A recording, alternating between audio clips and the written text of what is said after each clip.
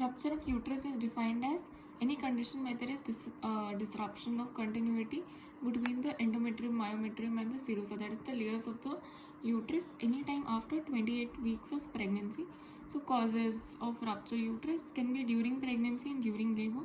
Now in each of the headings we are supposed to write in terms of spontaneous and iatrogenic, and in spontaneous we have intact uterus and scarred uterus. So coming to rupture during pregnancy because of spontaneous causes. So this basically means there has to be overgrowth of the uterus. So overgrowth of the uterus is seen in like multipara. In multipara, basically either overgrowth of uterus or weak uterus. So uterus is weak in multipara, it becomes very lax. Then if there is any malformation of the uterus associated with along with pregnancy, there are higher chances of rupture. Then in abruptio placenta or placenta accreta, perforating mold, because it is invading into the layers. Now in scarred uterus, it can be seen after cesarean section scar, after hysterotomy scar, or even after simple dilatation and curettage, it can be seen. Now iatrogenic can be either because of drugs or some physical process that we are doing. So during pregnancy, we can try external cephalic version, or there can be fall or motor vehicle accident. And it can be because of drugs like oxytocin and prostaglandins. Especially prostaglandins are not, that's why prostaglandins are not advised. Now coming to during labor. So in labor, again same thing, spontaneous and intact uterus and scarred uterus. So it is divided into non-obstructive, which is seen in grand multipara, and congenital malformation of uterus, or it can be seen in obstructive, which is seen following obstructed labor, pelvic tumor. And scarred uterus is again the same thing, C-section, hysterotomy scar, myomectomy scar, corneal resection of pregnancy, or previous repair of obstructive labor. And iatrogenic, which can be traumatic, like in vaginal operative delivery, internal versions, manual removal of placenta, or oxytocin and prostaglandins. So now coming to clinical features, or how will you diagnose this pregnancy? So in diagnosis, basically there are two types. There is either complete or incomplete. In incomplete, here the peritoneum is not involved. So in incomplete, the peritoneum will be involved. Complete usually involves the upper segment, incomplete usually involves the lower segment. And in non-obstructive causes of rupture, mainly the upper part, that is the fundus, is involved and it is clean and obstructive. Lower segment is involved and it will be ragged and necrosed. So coming to management, again you talk in terms of the same. So during pregnancy, clinical features, and during labor, clinical features. So during pregnancy, what clinical features? Again, it is divided into spontaneous rupture. First, we talk about spontaneous rupture. So spontaneous rupture is seen in somebody who is multipara, mainly because the uterine wall is very lax. So it is acute, and it is acute but insidious in onset. They'll have fainting attacks and collapse because of blood loss. They might have features of shock, that is tachycardia, collapsing pulse. Then they can present with tenderness in the abdominal examination, palpation of superficial fetal parts, and if rupture is complete and absence of fetal heart rate is seen. Then in scarred, it is usually silent, or it can present with acute symptoms, that is sudden onset pain, features of shock. And then following rupture or fall, it is always associated with features of shock. So this is always going to have symptoms. First, you have history of fall or history of trauma, and then it will present with sudden pain, abdomen, or vaginal bleeding, rapid pulse, tenderness. So this is about how you manage during pregnancy. Now during labor, again we talk under the same headings. We have spontaneous, in that we have spontaneous, obstructive and non-obstructive. Now in obstructive, the cause of spontaneous obstructive, we have different phases. We have premonitory phase and phase of rupture.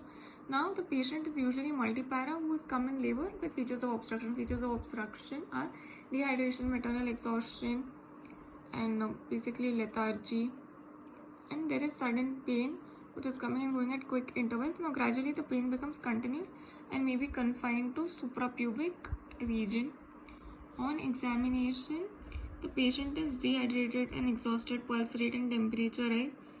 Abdominal examination is revealing tender lower segment bandage ring may be visible, and there are evidence of fetal distress.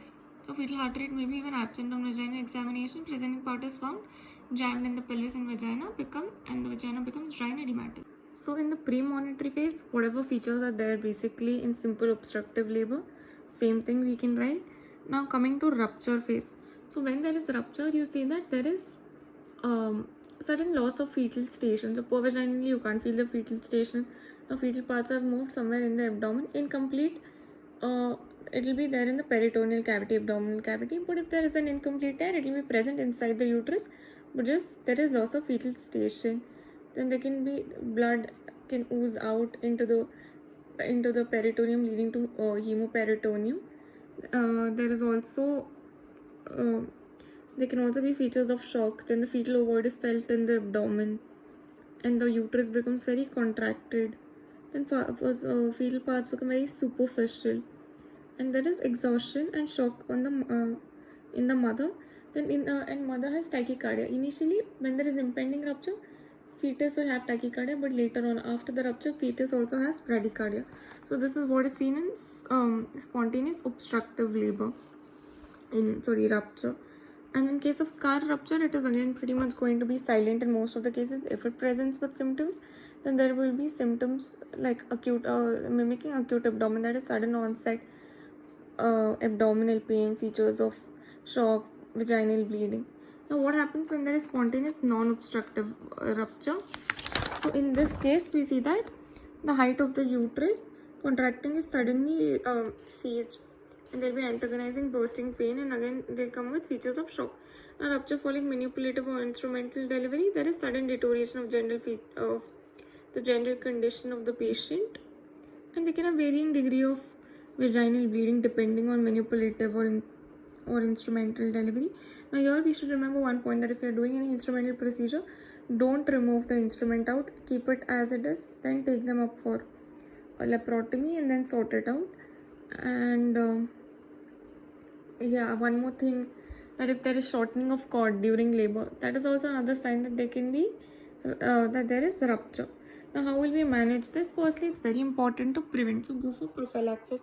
In prophylaxis, any conditions like in multipara women or in previous history where they have scars, we don't give them prostaglandins, try to avoid oxytocin as much as possible in such cases. Then such cases only if they are favorable indications, or less than 2 C-sections. So VBAC or TOLAC is done only in selected cases.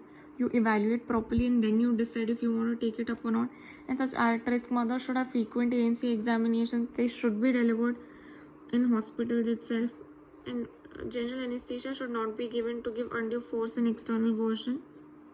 Then if there is undue delay in progressive labor, just go for C-section. You can try for going then breech and in breech cases, forceps or ventouse delivery, if you ventouse is not used, but forceps or any kind of instrumental delivery, if we ever want to do, we need for the cervix to be completely dilated. And destructive vaginal operations which can cause trauma to the uterus are also not used anymore. Now coming to the actual management. So when a patient comes with rupture, we have to go for emergent management, which is go for immediate laparotomy.